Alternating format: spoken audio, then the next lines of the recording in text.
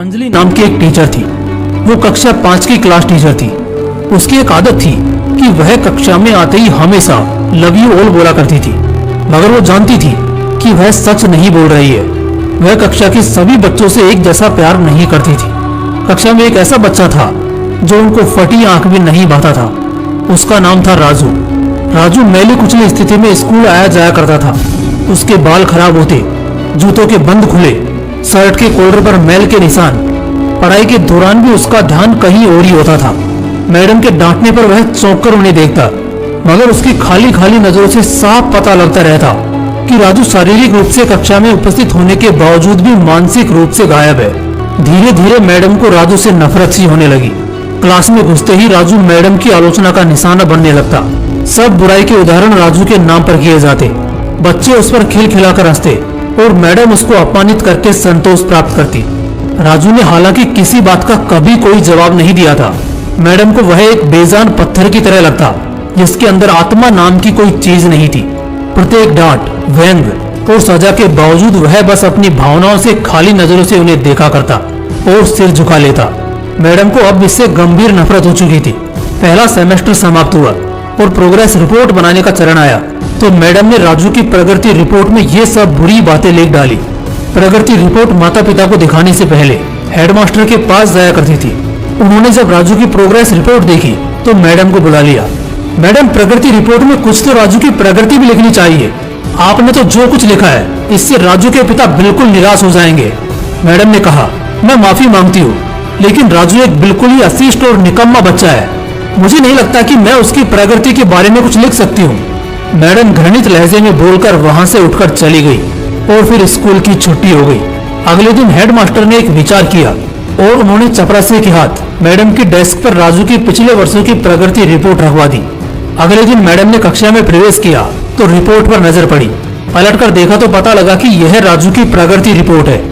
Madam ने सोचा कि पिछली कक्षाओं में भी राजू ने निश्चय ही यही गुण खिलाए होंगे और फिर उन्होंने कक्षा 3 की रिपोर्ट खोली।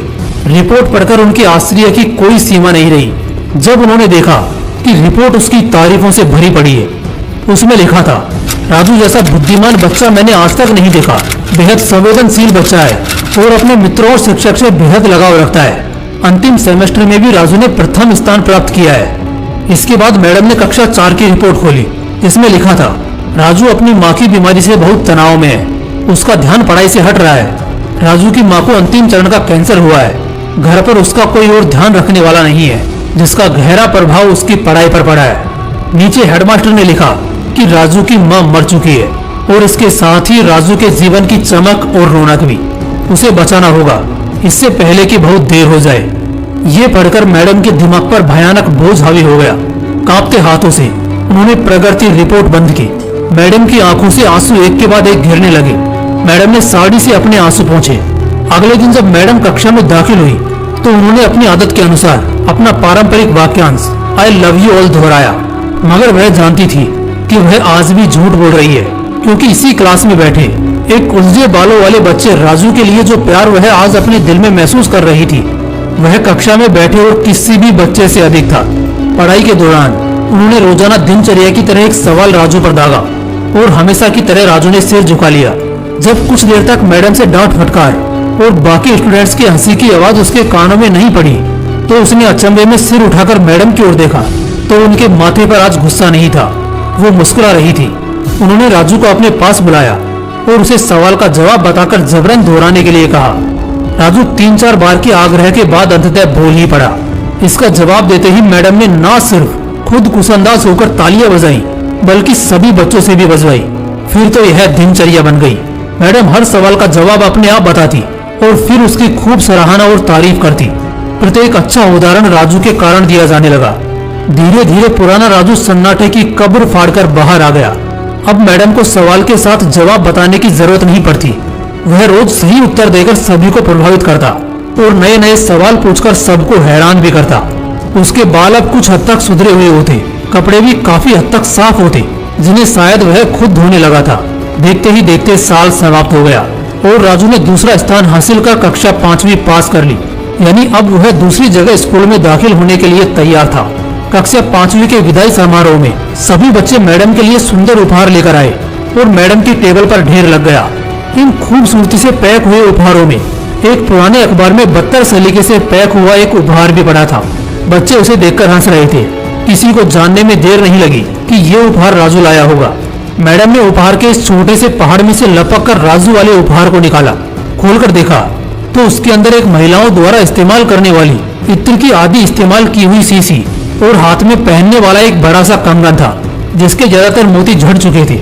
मैडम ने चुपचाप इस इत्र को खुद पर छिड़का और हाथ में कंगन पहन लिया। यह दृश्य देखकर सब बच्चे हैरान रह गए, खुद राजू भी। आखिर राजू से रहा नहीं गया और मिस के पास आकर खड़ा हो गया।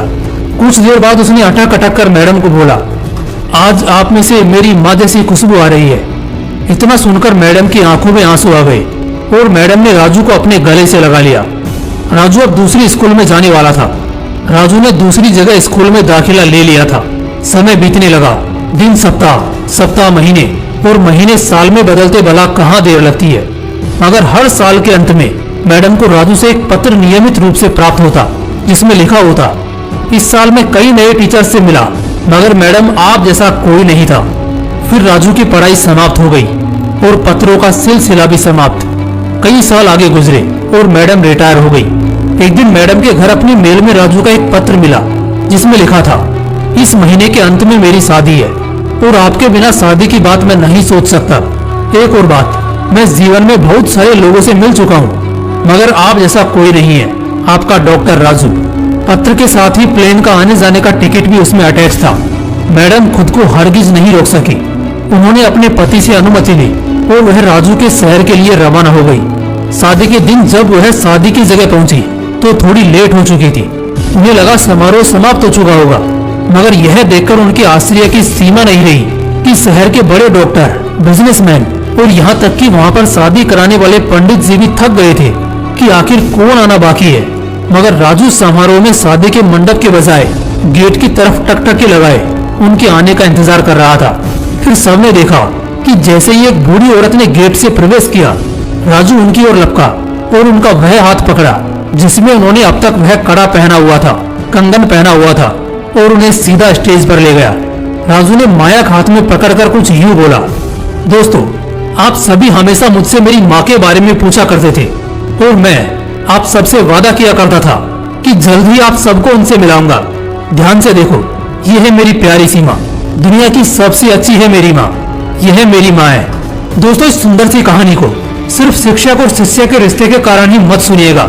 अपने आसपास देखें। राजू जैसे कई फूल मुरझा रहे हैं, जिन्हें आपका जरा सा ध्यान, प्यार और स्नेह नया जीवन दे सकता है। जय हिंद, जय श्री कृष्ण।